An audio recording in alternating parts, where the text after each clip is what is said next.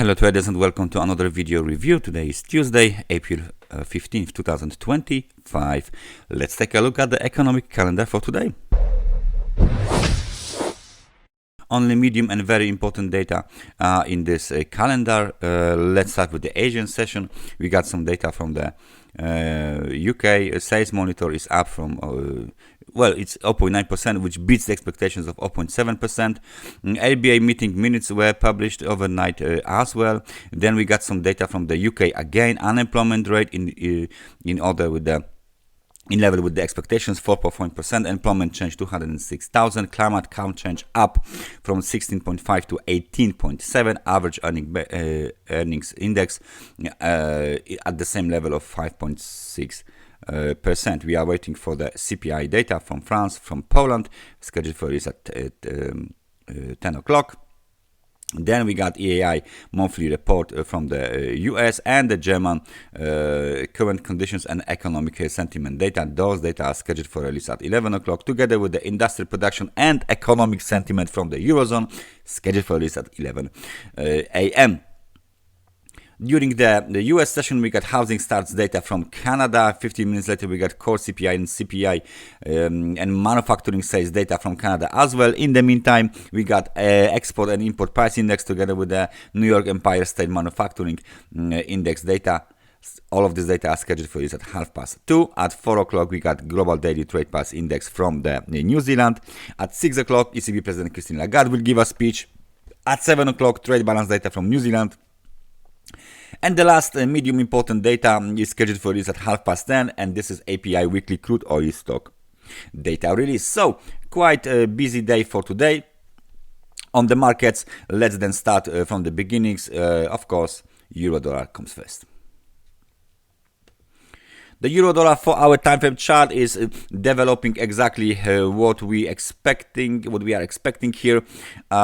Some sort of the, let's say, pullback, some sort of the consolidation, some sort of the short-term sideways trend, because as we can see from the lows of the wave 4, we develop wave 1, correction wave 2, wave 3, correction wave 4, and we are still waiting for the wave 5 to the upside to be completed. So we will do that. We'll unfold apparently the big wave 5 and the smaller wave 5 as well. So it looks like there is at least one little push above the swing high at 1.1474 scheduled here.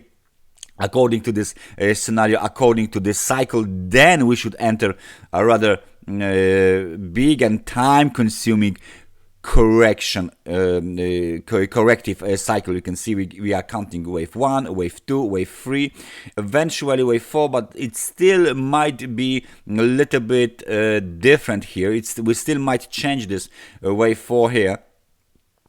Because it looks like potentially the wave 3 of 3 might be at this top or somewhere around here, because the wave 4 is really short. That's why it looks like internal cycle. But for now, we will leave it, and then big movement to the upside in wave 5. So the euro dollar waiting for the upward movement. Let's take a look at the British pound. We got some data from the UK. Very nice V-shaped reversal on price, on momentum. We are waiting for a test of 1.3440, 1.3433, because this is the last year high. Yeah, that's September. Yeah, anything most? No. Last year high should be tested soon. Last year high should be tested soon. We just hit 1.3202, which is the technical resistance, and this is the swing high from the April 3rd. Now we are testing it with this kind of a momentum, a very nice momentum on the daily time frame chart. Boots should not have any problem to break above this level. So right now we are testing this level. Possibly we will test the upper channel line, and then the breakout will occur towards this level here. Now let's update our lines. Okay, let's do it like that.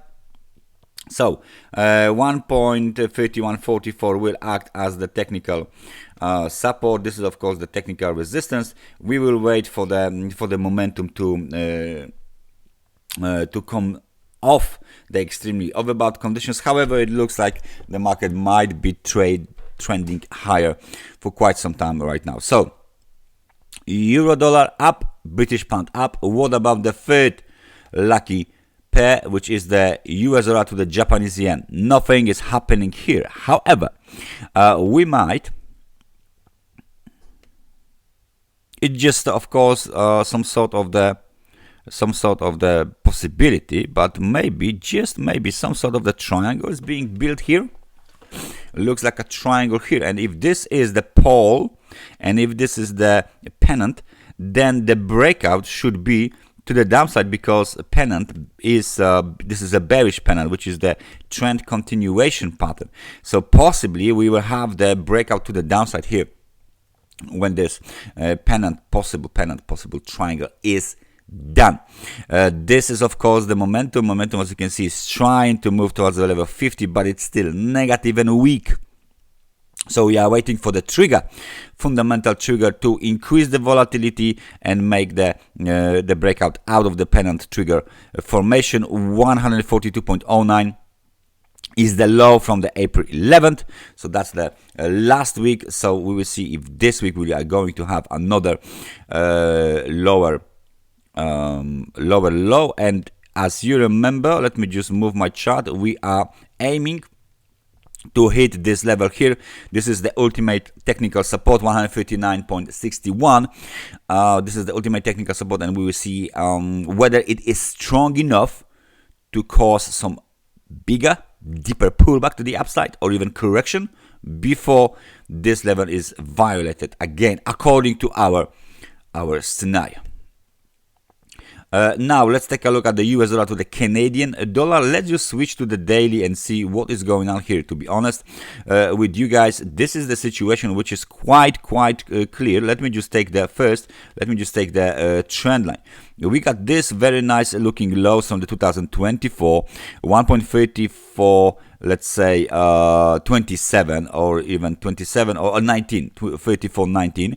And if we place our trend line here, we can clearly see this trend line has been violated. Then on a daily time frame chart, we can clearly see that we are trading below the 100 periods moving average, and there was a breakout below, bounce back, test for like a 2 days, rejection of the 100 periods moving average, and now the market is moving lower, keeps moving lower. It's been 3 days and it keeps moving lower.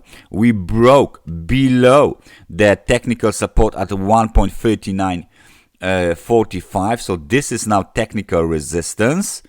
All right, where are we heading next? Well, it looks like we might be heading towards this level here. It used to be quite nice technical support, and you can see that we hit it just yesterday, 1.3827. All right, where is the next technical, eventually the next technical level worth of our attention? And I guess it is somewhere here.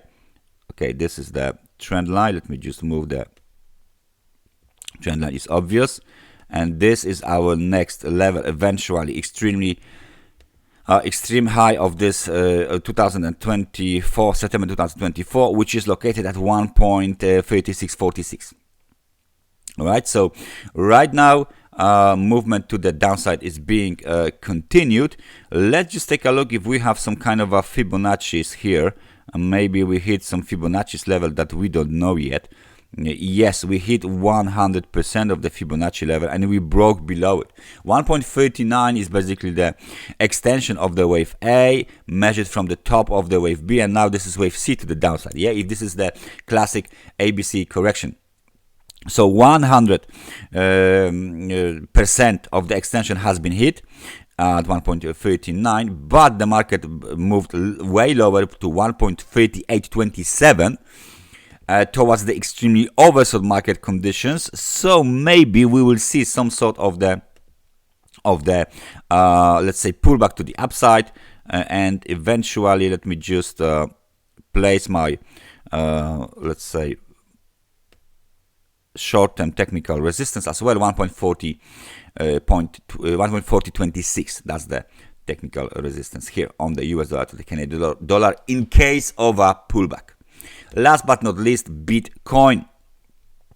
Let's switch to the daily time frame chart, because the Bitcoin keeps moving higher towards 80. This is 85,515, because we got this quite strong positive momentum behind it.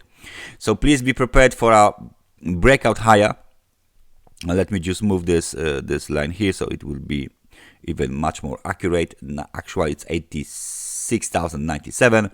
Next target 88,501, and then the next target is 88,742, and then we enter the demand the supply zone. For now it looks very nice. We got the rejection of the level of 74,460, breakout above the 100 periods moving average, breakout above the trend line, some sort of the attempt of the test of the trend line, movement to the upside, another local high, another higher low, and now we are waiting for another higher high. So we got higher high, higher high, higher high, higher high, and the sequence of the higher lows. Looking good for the short term to test the supply zone. Again, we will see how this one will work for the bulls. That's everything from me for today. Thank you very much for watching this analysis, and I hope I see you guys next time. Take care and bye bye.